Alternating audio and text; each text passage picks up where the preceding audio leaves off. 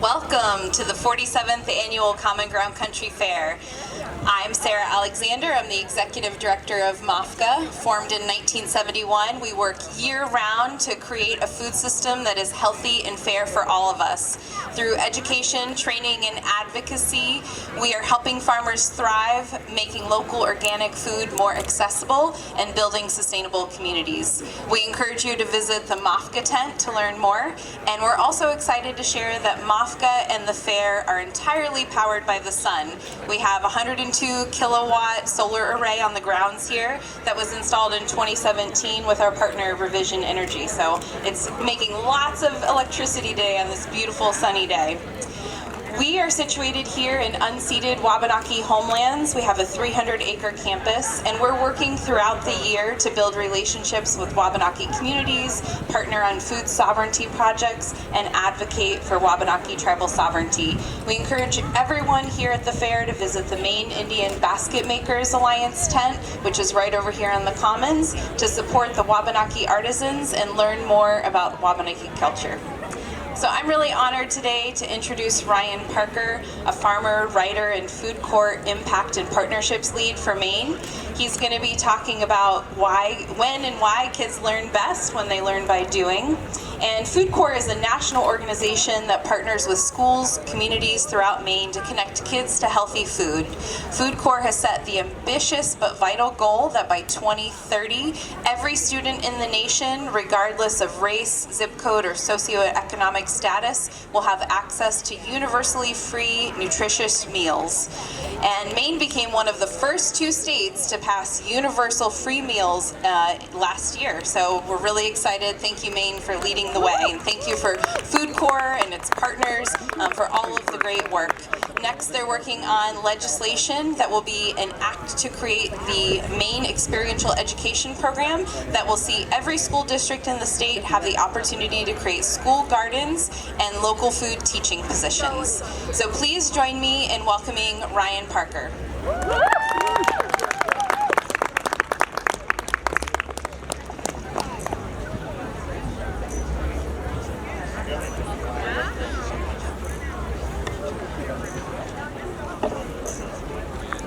Is it possible to bring it down a little bit lower?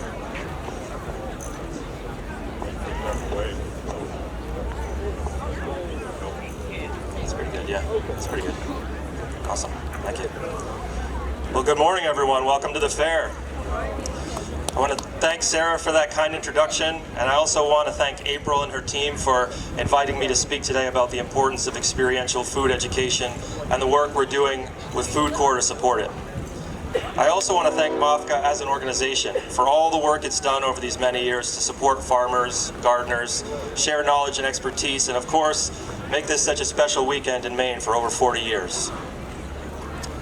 Before I begin, I want to acknowledge and thank the people who are making everything I'm about to discuss possible. Many of them are here today. In particular, FoodCorps AmeriCorps service members who dedicate a year of their lives to serve children in schools in Maine. Without them, none of this would be possible.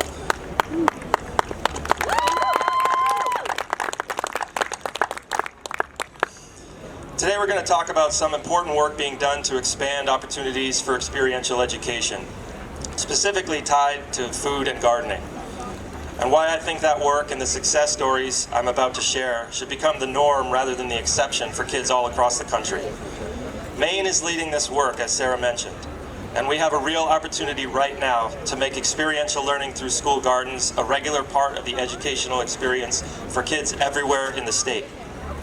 But before we get into that, I'd like to share a little bit about myself, because I think much about the trajectory of my life, particularly my experiences in and with schools, illustrates some of the reasons experiential education should be available in all schools, not just those that are lucky enough to happen to hear about the right program, or have a lot of resources, or have a teacher who's taken on school gardening when the only compensation they can expect is their enjoyment.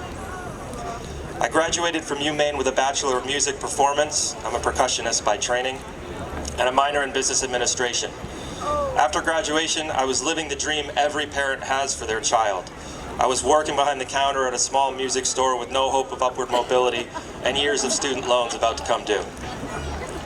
In my spare time, I got interested in politics, mostly because of the feeling that I needed to do something. I volunteered during the 2004 election cycle. And it was through this work that I got wind of a job opening for a member of Congress. Mike Mishu was looking for constituent services representative. Now at the time I had no idea what that was, but I'd caught the political bug and figured I'd apply.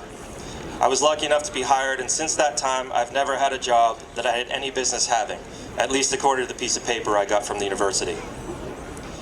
While on my lunch breaks in the congressional office, I'd walk to the Bangor Public Library and read. And one day I came across a book I'm sure many folks here today know very well, The New Organic Grower by Eliot Coleman. Even though it's written as a manual, from the moment that I picked it up, I couldn't put it down, and I was hooked. It wasn't long after that I sat down with my unbelievably patient and understanding new wife and told her I wanted to quit my nice congressional job with steady pay and excellent benefits to start my own organic farm. That was in March, and by April I had started my own CSA with 6 customers, all friends and family. In just over a decade, I grew the farm business to become the largest year-round CSA in Maine. I served nearly 100 families with year-round fresh produce. I sold at the Brewer Farmers Market and the Hamden Farmers Market, which I co-founded. Throughout this time, I also became increasingly engaged in food and agriculture policy and advocacy, working on campaigns to promote local food sovereignty ordinances and supporting legislation at the state level that would ease one-size-fits-all restrictions that prevent small family farms from competing with multinational corporations. But as I got better and better at making money as a farmer, I got further and further from the ideal I had imagined while daydreaming in the Bangor Public Library. So after 12 years, I decided to transition the farm to a homestead and look for a different career path. By that time, I had kids of my own and was on my local school board, and I wanted to focus on the intersection of agriculture, education, and the environment. And I went to work for the Natural Resources Council of Maine and began to investigate ways to help schools reduce food waste, create composting programs, and use them to build school gardens. And here I'd actually like to pause and thank Governor Mills, because she's just issued a proclamation declaring next week, September 25th through the 29th, Maine Food Waste Awareness Week. This is important development because it's due largely in part to the leadership and perseverance of people at UMaine's Mitchell Center for Sustainability and pioneering teachers and cafeteria leaders who look for any opportunity to involve kids in learning by doing, while also solving the problems they see in their schools. Now, during my time at NRCM, I met lots of educators just like that. I got to travel all over the state, meeting teachers and principals, cafeteria managers, and students of all ages. And the more I learned and the more people I met, the more I began to realize there was something seriously wrong with the system. And I began to reflect on my own experiences as a kid. I was born and raised in Maine. Specifically, I grew up in Litchfield, the original home of the Common Ground Country Fair. I could actually hear the noise from the fairgrounds from my bedroom window, but ironically, never attended Common Ground Fair while it was only a couple miles through the woods from my childhood home. The Litchfield I grew up in was like most towns in Maine, small, rural, and largely built on agriculture, which still runs through the heart of the community. The first job I got paid for was picking rocks at a horse farm when I was 10. When I was 12, I had started haying on the dairy farm down the road. So even though my parents weren't farmers, I grew up on farms, surrounded by agriculture in my everyday young life. And when I wasn't on a farm, I was in the woods surrounding my home. While my parents only owned about 3 acres, there was nothing behind us but hundreds of acres of forest filled with logging roads to wander, hemlocks to climb, streams and brooks to explore, and imagination to get lost in. The forests and farmlands of my youth were critical to the formation of who I am today. But so too was my experience in Maine's public school system. Now I know a lot of people don't understand this, but I absolutely loved school. Many of my most vivid, positive childhood memories are in some way associated with my formal education. And one such memory, which is particularly relevant to our discussion today, involves the Common Ground Fair. 34 years ago to the day, I had my first Common Ground experience. It was a Friday, and as the math works out, it also happened to be a September 22nd. Back then, Common Ground was held at the Windsor Fairgrounds, and I had recently begun the 4th grade. Now by then, it had already become obvious to my parents and other family members, principals and teachers, that I was quote-unquote good at school. It was also becoming increasingly apparent to me, and I began to take great pride in that feeling and the label. I was that kid who could hear a teacher say something once in class or read something once in a textbook and remember it when it came time to take a quiz or a test. From an early age, I loved to write and read, and I still love both of those things today, both of which have been very valuable assets to me, both personally and professionally. I was also very fortunate as a child to be naturally able to understand and be interested in math and science. Now, I don't share all of this to brag, quite the contrary, actually, because it didn't really work out for me in the long run. But we'll get back to that. While all of this was slowly developing and I was gradually becoming aware, I was also dealing with the fact that I was, and to this day remain, quite absent-minded. This personality trait reared its head that beautiful sunny September morning in 1989 when my fourth grade teacher asked those of us who hadn't already done so to turn in our signed permission slips because that was the day we were going to the Common Ground Fair. More than 3 decades later, I acutely remember the panic and anxiety that came with a sudden realization I hadn't done something I was supposed to do, made worse by the fact that I seemed to be one of the only kids who hadn't already turned in their permission slip. I dug through all the crumpled papers and detritus in my desk until I found it, a wrinkled, very much not signed by my parents' permission slip. The feeling of panic increased, but being the enterprising young fellow I was, I rifled through my desk again and found the first writing utensil I could grab, a dull maroon crayon, and signed my mother's name in very poorly practiced 4th grade cursive. I then marched up to the teacher's desk and handed it to her. Now, I don't remember her reaction or any discussion, but knowing and working with so many teachers as I do now, and having my own children, I can only imagine the reluctant sigh and exasperated eye roll she must have repressed. I also remember I was able to get on the bus and travel to Windsor and have the time of my life. But before we continue that story, I want to get back to my trajectory as a student that continued long after that wonderful day at Common Ground Fair. Now, being labeled as a gifted student with an apparent aptitude for math and science meant that I was imperceptibly and slowly steered over time to go to college to study engineering. By the time I was a teenager in high school applying to universities, this made sense to me and seemed natural. Engineering, I was told by people I respected who had my best interest at heart, was what you did if you were good at math and science. I could solve important problems and help make the world a better place. Most importantly, particularly to my parents, I was told engineers make a lot of money. I was accepted to the University of Maine School of Engineering, which is one of the top programs in the country. But it turns out never having to study because school came so easily meant I had never learned how to study.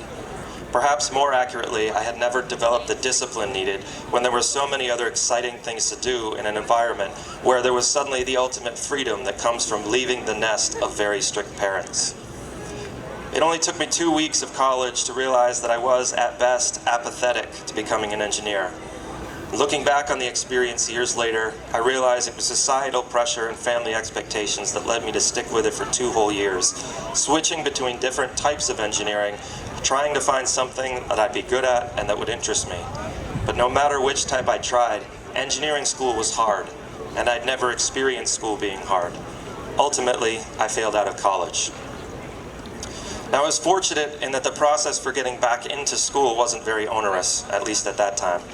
It involved writing an essay.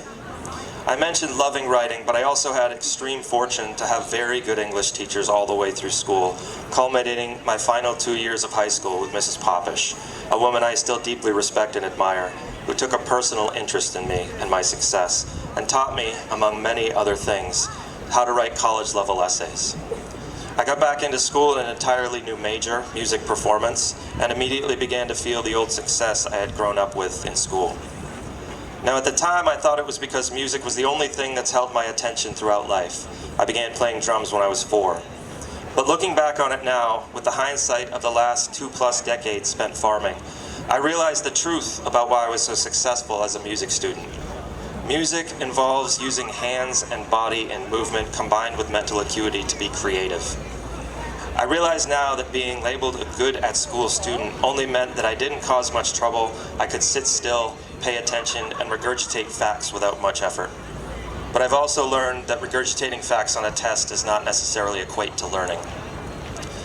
Now, anytime I discuss the importance of experiential learning and start talking about my history, it can begin to sound like I'm critical of teachers. I'm not. I think teachers, educators, and staff generally in schools can be some of the most influential people in our lives. So many children do not, but absolutely deserve and should have the advantages and fortune that I had as a young white male in a poor but upwardly mobile lower middle class family whose parents, caregivers, and adults generally were extremely invested in. We ask too much of our teachers and cafeteria staff and custodians and ed techs and bus drivers and don't pay them nearly enough for what we expect them to accomplish. And in my opinion, more importantly than the low compensation, parents, and therefore their children, too often don't show educators the respect they deserve. It's not the people teaching and feeding our kids in schools, but what we ask them to do that's the problem. Specifically, we've developed an education system over the past 150 years that asks people to accomplish a task that children, and I would argue all humans, are biologically hardwired to resist. Namely, sitting still for hours, inside, all learning the same way. Instead of asking schools to fight thousands of years of evolution, we should be empowering students to learn the way kids have always learned for all of human history, by doing. I'm currently the Maine Impact and Partnerships Lead for a nonprofit organization called FoodCorps, which is a complicated non-profit-y way of saying I run the programs in Maine. FoodCorps has set two ambitious but critical goals. As Sarah mentioned, first, by 2030, every child in the country, regardless of race, class, or zip code, will have universal access to free, nourishing meals in schools. And second, every child in the country will have universal access to food education. Maine became the second state in the nation, only hours after California, to fill the hole left by a poorly functioning U.S. Congress and guarantee universal meals at no cost to students in all public schools in the state.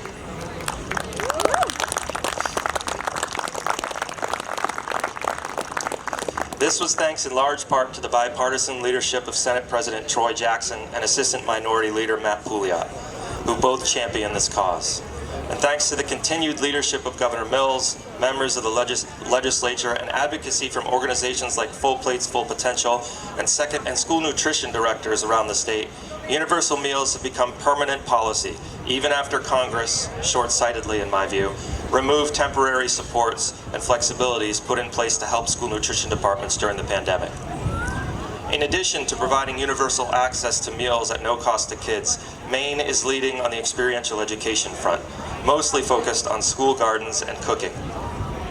Many states now have some form of program encouraging or requiring experiential education. Most of these programs around the country fall under the umbrella policy title of No Child Left Inside, and they're centered on the idea of providing children one-time access to residential experiential programs. Now, in Maine, we have several such programs that are very, very good, including Chewonki and the Ecology School and others. At FoodCorps, we're very supportive of efforts to get kids to be able to attend these types of programs and camps for a day or a week in the summer. But we think experiential education should not be limited to a single day or week one time in a child's life. It should just be how education is. We already require students to be in schools for 175 or more days per year. Why not meet them where they are, already there to go to learn every day with experiential education? There's currently a bill before the Maine legislature, LD 1682, an act to create the Maine Experiential Education Program that would provide a pathway to bring garden and other types of experiential education into every school in the state where that type of educational experience was desired. LD 1682 is a first of its kind in the nation idea that provides a model for the country. The bill includes a grant program that would allow schools to hire garden and food educators. The grant would phase out over several years, with the school district itself covering an increasing share of the cost of the position. And as the grant was being reduced in one district, funding would shift to others, until gradually the entire state could have in-house garden teachers that are a part of the school program, just like math teachers and English teachers. Now, I want to share more specifics about this landmark legislation and update you on where it is in the process. But first, I want to highlight how experiential education programs in school gardens and cooking classes and clubs are working in schools around the state. What are the benefits and how do they materialize? And what's the biggest challenge to making them a normal part of education? The FoodCorps was formed in 2011 and originally partnered with schools in 5 states, including Maine. And since that time, many of our school partners in the state, particularly in the last 5 years, have been very successful. Now, I define success as schools gradually building up garden and cooking infrastructure and programming, developing more diverse school meal options, and most critically, that they can continue that programming on their own without any support from FoodCorps. I'm a firm believer that nonprofits like ours should generally work toward putting themselves out of a job. Our goal should not be to create programs in schools that require perpetual capacity from outside organizations, but rather to build programs that schools can themselves sustain. Our partnerships have ranged from the largest districts in the state, including Portland and Lewiston, to some of the smallest communities in every corner of the state, including Stratton, Stacyville, Princeton, and everywhere in between. One of the best things about experiential education is that it works anywhere, no matter how big or small your school, no matter how urban or rural your community. The benefits in terms of learning, behavior, and social interactions are universal. In addition to academic and emotional benefits, experiential learning, particularly in school gardens, creates unparalleled opportunities to merge the sometimes very separate worlds of the classroom and the cafeteria, providing benefits to children's health and physical development that have impacts throughout their lives. In both Portland and Lewiston, FoodCorps has helped create and expand school gardens, and most importantly, provided the additional capacity needed to oversee, maintain, and use these spaces with children until the district could carry it on its own. Equally important, however, is the work being done in the school kitchens and cafeterias. In Lewiston and Portland, for the last couple of years, we've been engaged with our partners in helping diversify the meal options on school trays to be more reflective of the diverse cultural backgrounds of the students themselves. We call this the Culturally Important Meals Project. In Portland, this work has been led through partnership with FoodCorps, Cultivating Community, and Portland Public Schools Nutrition Department. And it's resulted in African-inspired recipes and vegan meals being tried as part of the regular menu. The same project is happening in Lewiston, thanks to partnerships between FoodCorps, St. Mary's Nutrition Center, and Lewiston Public Schools Nutrition Department. This year, thanks to an expanded partnership with Cumberland County Food Security Council, we're going to be able to expand culturally important meal opportunities, including an exploration into halal meal options, to Westbrook and South Portland. Now, these 4 districts combine to include 14% of Maine's student population, meaning the success they continue to create can have a significant impact on meal participation in Maine. Just like what appears on school lunch trays, communities and students want to see themselves reflected in their school spaces. There's no better place to do this than the school garden. In places like Portland and Lewiston, this often means growing more diverse crops like okra and amaranth, and ensuring garden signs the kids themselves create are in multiple languages. School gardens can and should be made to welcome everyone, no matter their race, cultural background, or ability. In Belfast last year, one of our service members partnered with RSU 71 and local organizations to raise funds for and build a wheelchair-accessible raised bed, allowing students in wheelchairs to bring their torsos right up to the edge of the bed to allow for close exploration and comfortable learning. Unlike the infrastructure in a physical school building, which once built is very difficult and costly to change, school gardens act as an infinitely shiftable classroom. Anyone who's ever had a garden knows they're malleable. If you originally designed a school garden without thinking about ADA accessibility, raised beds can be rebuilt and paths can be smoothed and widened, all with students leading the way and planning. If community demographics shift, garden signs can be expanded to include more languages and new crops can be explored. Again, all created and planned and led by the students themselves. In addition to opportunities to see themselves and their heritage represented in schools, gardens and food present the chance to teach kids about other cultures. At Falmouth Public Schools, the garden teacher there, Farmer Justin, teaches kids about the history and cultural development of China through the growth, cultivation, harvesting, and hand threshing of rice grown in the farm pond they built in the school gardens. In addition to the opportunities to create safe, welcoming environments where every student feels they belong, school gardens provide nearly infinite possibilities to build stronger neural connections surrounding the standards and outcomes to which teachers are already required to teach. Take learning how to calculate area and volume, which in Maine is a 4th grade learning standard. There are some children to whom you can tell and describe and provide worksheets and explain at the chalkboard until you're blue in the face, and they just won't understand. That's simply because that's not how their brains work. But if you have a raised bed in your school garden and you lay out a square-foot gardening grid on top of it, those same kids will take one look at it and instantly understand what you've been trying to teach them. This isn't simple hyperbole. I've seen it work in multiple schools, both in rural areas like the Edna Dixmont School, which has a quarter-acre garden, and urban schools with small raised beds atop pavement, like Albert Hall School in Waterville. The same is true of the opportunities school gardens provide to engage kids in cooking lessons, to get them to try new things and eat more fruits and vegetables. One of the best cooking club activities I've ever seen was ostensibly to get kids to create and then try a fruit salad, including some ingredients that came from the school garden. The kids worked together to harvest, wash, chop, mix, and then eat the fruit salad.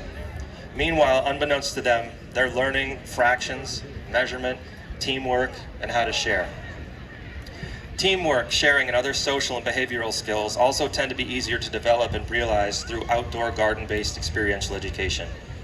In every school with which FoodCorps has partnered, teachers and principals report substantial decreases in behavior problems and office referrals once they institute school gardens. In some schools, this is measurable, contrastable data, supporting this since behavior referrals are a recorded metric in schools and can be measured for both groups that experience garden time and those that don't. As students have returned to in-person learning through the pandemic, schools across the country, including here in Maine, report alarming increases in student anxiety, depression, suicidality, bullying, and other emotional and social behaviors that kids and schools are ill-equipped to handle. When kids get up out of their seats, outside and moving around in the fresh air and sunshine, or the snow and rain, or anything else nature has to offer, they're calmer, pay attention better, and can sit still more easily for the 30 minutes immediately after they return to the classroom. Another critical benefit of school gardens is the opportunity to engage the broader community and bring them into the school.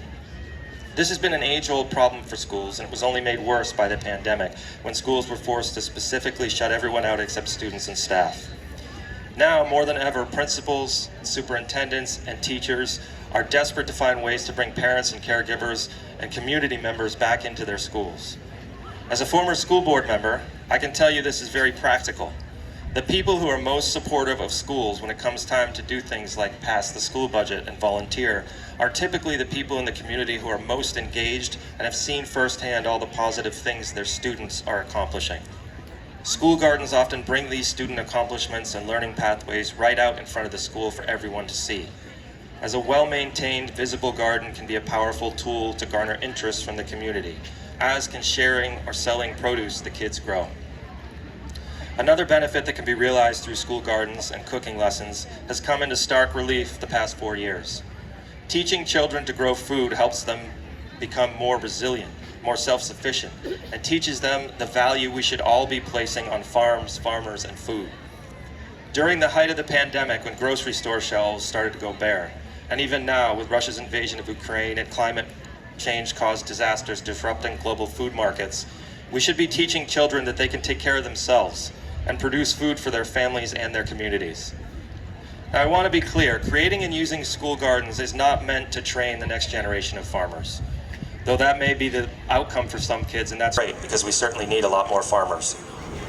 School gardens, more than anything else I've seen, can be connected to any subject, and that can open a world of career paths. There are kids out there who don't have the slightest interest in how Brussels sprouts grow and are completely turned off by earthworms and bugs. Experiential learning programs built on school gardens and food education have room for those kids. Successful school garden programs often have robust community Facebook pages and newsletters, which provides opportunity for kids interested in photography, writing, computers, and graphic design. School gardens need infrastructure like raised beds, hoop houses, and garden sheds, which provides opportunity for kids interested in design, architecture, structural engineering, math, carpentry, plumbing, electricity, and construction. School gardens reconnect us to the earth and the cosmos through cycles and seasons and weather, meaning we can create opportunities for kids to get interested in climate and meteorology and space. School gardens need to be mowed in the summer and cleared of snow with a snowblower in the winter, meaning there are opportunities for kids who are interested in fixing and maintaining small engines. School gardens that produce abundantly can lead to sales to restaurants and grocery stores in the community and to school nutrition departments right in the school, which means children can learn business skills and the value of responsibility and keeping promises. And teaching children math and science and writing and art and history and business and life through experiential learning is the best way to answer the age-old question from bored, unengaged children everywhere. Why on earth do I have to learn this? I know this firsthand. As someone who was always in advanced math classes, I learned trigonometry much earlier than many of my peers, and while I enjoyed it, it was completely theoretical. It never once jumped off the page. It wasn't until I was an adult, several years after graduating from college, that math became useful to me for something that didn't involve counting money or making change. I was helping my father build a deck, and the dimensions were such that his tape measure was too short to measure the whole thing to ensure it was square. He very adeptly, and without even really thinking about it, used the Pythagorean theorem and the law of congruent triangles to use the tools he had available to square up the deck. My jaw dropped and my eyes widened as I watched him, and suddenly, in that moment, I felt that even I, who had been good at and loved and been given so much by public school, I had been shortchanged by learning trigonometry and geometry on paper at a desk inside, instead of building something with my hands out in nature. I realize most people understand this intuitively, and particularly here at the fair, I'm likely preaching to the choir. So why aren't all schools doing it? The answer is capacity. There isn't any. Over the last 100 years, we've asked and mandated more and more from schools, but we haven't lengthened the school day, we haven't provided more people to accomplish the ever-growing list of things we demand that they accomplish. Those of us involved in education know that asking teachers or cafeteria staff or anyone in a school to take on one more thing is a non-starter. There's just no more time. Also, our education degree and training programs are not generally preparing and equipping teachers to manage classes in outdoor spaces where kids can use tools and need raincoats and there are cars driving by and any number of other uncontrollable factors.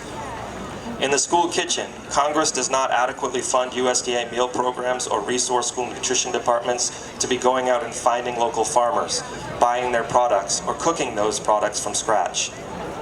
This is where FoodCorps and ultimately LD 1682, an act to create the Maine Experiential Education Program, can come in.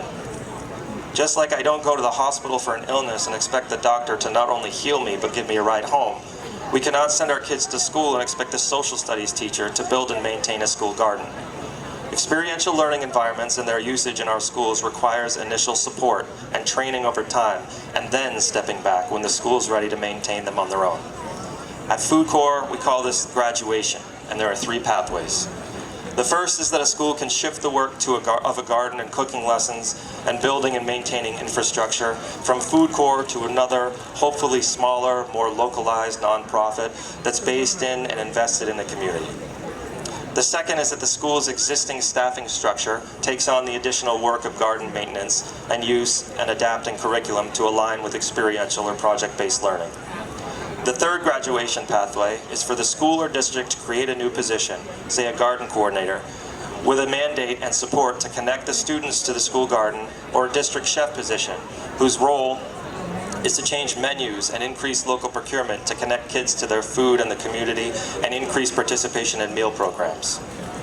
I make no apologies about having very strong opinions about which of these pathways is best, at least in Maine. Outside of our more urban areas, there just aren't a lot of nonprofits that have the capacity and funding resources to provide the support a school would need to maintain school gardens and adapt curriculum. As to the second graduation pathway, if we could simply ask teachers to change their entire outlook and absorb the work of maintaining and using school gardens without breaking their backs, they would have done it already. That leaves the third pathway. Create a position. Someone to coordinate garden maintenance and connections to classrooms, the cafeteria, and the community. If there's someone specifically there to do the work, there are plenty of resources to support them. Often, local businesses are eager to support kids learning trade and career skills and will donate materials or money for garden infrastructure. There are plenty of amazing organizations in Maine providing resources to schools that want school gardens and connections to food and farms. I'm privileged to be on the board of an outstanding organization called Full Plates, Full Potential, which led the charge to get Maine's Universal School Meals Law and support school nutrition programs in dozens of ways, not least of which providing grants to upgrade infrastructure in kitchens and training to allow for more scratch cooking of local ingredients, including those produced by kids themselves in school gardens. I'm also a member of the board of the Maine School Garden Network, which provides resources and ideas and connections between garden programs and educators throughout the state. The Maine Farm and Sea to School Network that has created an institute where school teams can go to get facilitated coaching to create a realistic action plan to bring this type of learning into their school. Maine Agriculture in the Classroom, which is funded by the Maine Ag license plate I saw so many of on the way in today, provides curriculum and training and resources and grants to educators who want to use gardens and connect with farmers. Retree Us is an amazing organization that helps Maine schools and nonprofits plant educational fruit tree orchards. USDA and other agencies have great funds that can help, grant funds rather, that can help schools build greenhouses or upgrade kitchen infrastructure. It's not resources that are hard to come by. It's the people power, the capacity to use those resources that's holding back our schools. We've been successful in helping several schools and districts create these types of garden and food educator positions. They look different in every community depending on what the school needs. In just the past few years, we've helped school boards see the value of this type of learning and establish positions that are supported by their taxpayers who also value the type of real-world skill building that can only develop through experiential learning. This includes multiple garden educator positions in Portland, Lewiston, and district-wide positions in RSU 3, RSU 19, RSU 71, Katahdin Elementary School, and Stratton School. But it's not enough.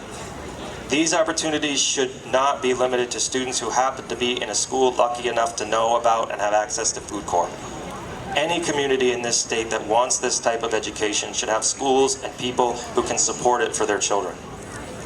LD 1682 puts Maine on that path. This bill, introduced in the Maine legislature by Representative Kathy Shaw of Auburn and co-sponsored by an equal number of Republicans and Democrats this past winter, passed out of the Joint Standing Committee on Agriculture, Conservation, and Forestry with an extremely rare unanimous ought-to-pass recommendation. Now, I don't know if you know this, but Republicans and Democrats in the legislature rarely agree on anything, let alone unanimously. The full House and Senate sent the bill onward to the Special Appropriations Committee, and that's where it remains right now with the legislature adjourned, which means when they reconvene in January, the bill's ready and waiting.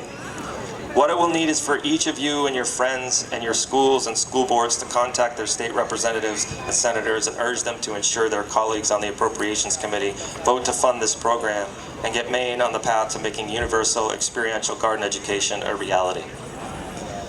You know, I've talked a lot today about the benefits of experiential outdoor education and how important those benefits are.